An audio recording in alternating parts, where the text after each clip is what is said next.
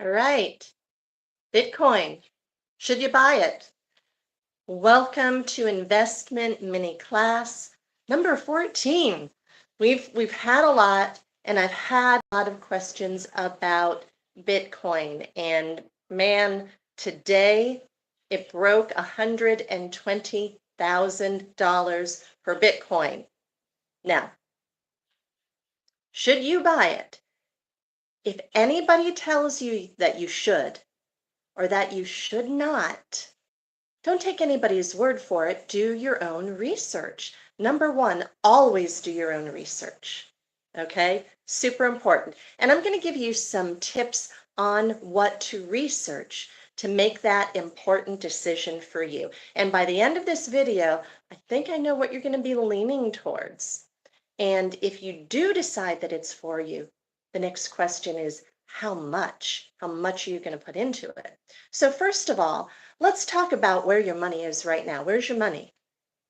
If you are in the US, it's in a fiat currency called the US dollar. If you're elsewhere, it's probably a fiat currency called something else. What is a fiat currency?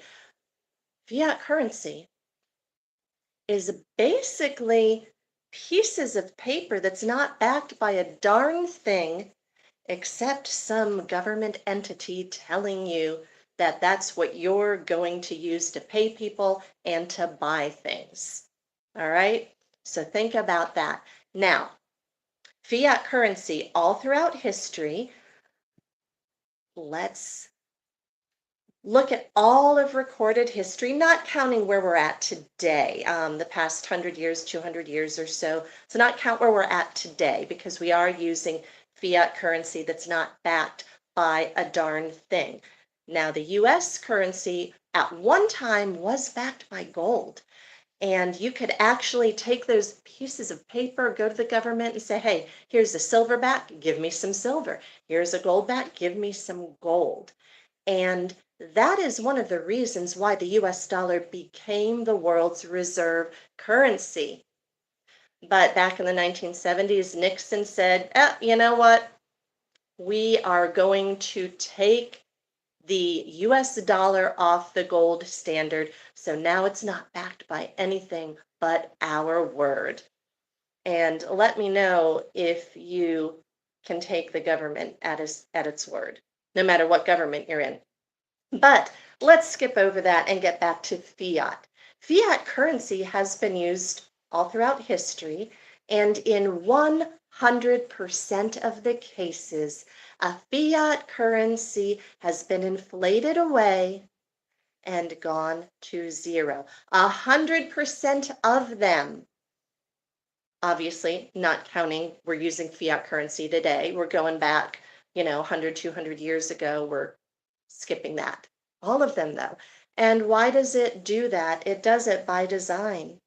It's not backed by anything. Governments can print it. And again, in today's day and age, when we talk about printing money and using the paper dollars, a lot of people just use their credit cards. So sort of like an anachronism today, but they're basically a bunch of numbers that go in your bank account that are debited or credited to a piece of plastic. So one of your decisions is, do you trust the fiat currency that you're holding? Do you think it's going to eventually be so greatly inflated that they're going to have to start a new currency? Good questions. Take a look at Venezuela. Take a look at Zimbabwe. Within the past 100 years, those fiat currencies have gone to zero. Take a look at the lira, the Deutschmark. Those currencies didn't technically go to zero because of hyperinflation, but they went to the euro.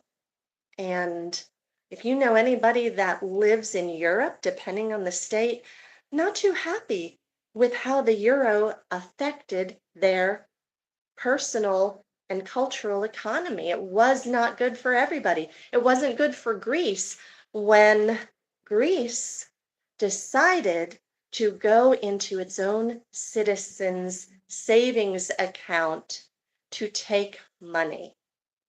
Literally, you had people waking up, checking their savings account, and finding out the balances had depleted. That's pretty scary. How do you like holding a fiat currency that's being inflated away? All right. So you might say, hey, Larissa, I get where you're going with this. I see that my money does not go as far as it used to. Literally 5 years ago, I used to be able to buy twice as much at the grocery store than I can today with the same amount of money. So where do we put it? I'm not sure about this Bitcoin thing. Where do we put it? Again, great questions to ask yourself. Do your research. Take a look at gold. Has gold gone up during this time? Has it gone down? Has it stayed the same? Gold is always going to be worth something, but you can't really chip off pieces of gold to go to the grocery store. If you're traveling or moving, do you really want to be carrying a bunch of gold bars around? You know, maybe you say, hey, I'm just going to have somebody else hold the gold for me and I'm going to invest in gold. Well, how can you trust the people that are holding the gold for you if it's not in your own hands? All right. Again, things to research, things to think about. Now, let's get to Bitcoin. Bitcoin has been referred to as digital gold. Bitcoin is being adopted by financial institutions, by governments, and Bitcoin has been used as currency. You can look up a place called Bitcoin Beach, and many years ago, that was a place that just took Bitcoin. They were like, we're only going to use Bitcoin for our currency. Now, Bitcoin is actually a technology that's being used as currency. Let me say that again.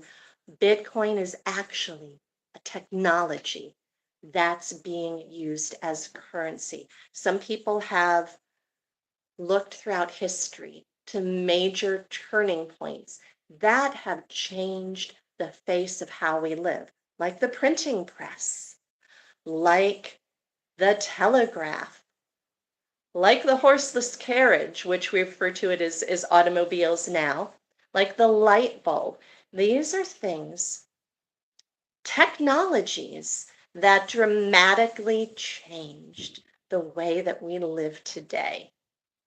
And people, and you can look up who those people are. People that are for Bitcoin are saying this is a technology that is going to change the trajectory of life on our planet and how humans interact and buy things. Is that true? Is it not true? Take a look. Do your own research and consider, do you want to hold your money in a currency that is being worth less and less? Or do you want to put some of your money, a strategic amount, what you're comfortable with, into something that's going up and up? And I'm going to tell you, in the last 10 years, well, last year, Bitcoin was about $65,000 for a coin. You can buy tiny fractions if you want. Last year, it was trading at 65,000. Today, it just hit 120,000. That's crazy. And you might be thinking, I don't know anything about Bitcoin. That's just weird. Is it going to crash? Well, let's take a look at the past 10 years of Bitcoin. If you had invested just $1,000 every year into Bitcoin for the last 10 years, and you got the timing all wrong, every single year you bought it at the top of the market. And you're like, my timing was so bad. Every year I bought it at the top of the market. You would have far, far more today, even if your timing was off.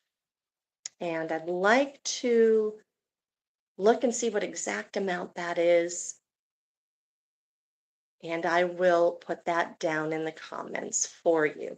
But again, These are the questions you need to ask yourself. Do you trust the government? Do you like the idea of your dollars being worth less and less?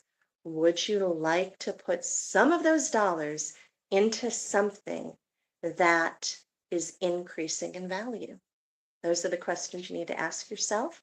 And let me know what you think. Are you going to buy some Bitcoin? Tell you what, I'm doing everything that I can to be able to liquidate my assets so that I can have one full Bitcoin. That's my personal goal. And I don't think it's going to hurt anybody to put even 10 bucks in Bitcoin. Skip the Starbucks, skip the drive-through, skip the spending your money on things that you just consume that don't offer you any value in your life. The things that you throw your money away on, and you might say, hey, instead of that Starbucks, instead of that bottle of wine, instead of that pint of Ben and Jerry's that I love to have once a week and just sit in front of the TV and eat the whole darn thing in one sitting, hey, maybe I could put that into an investment instead of just consuming it and eating it and not having anything left to show for it. Let me know what you think, and I will see you at the next mini class.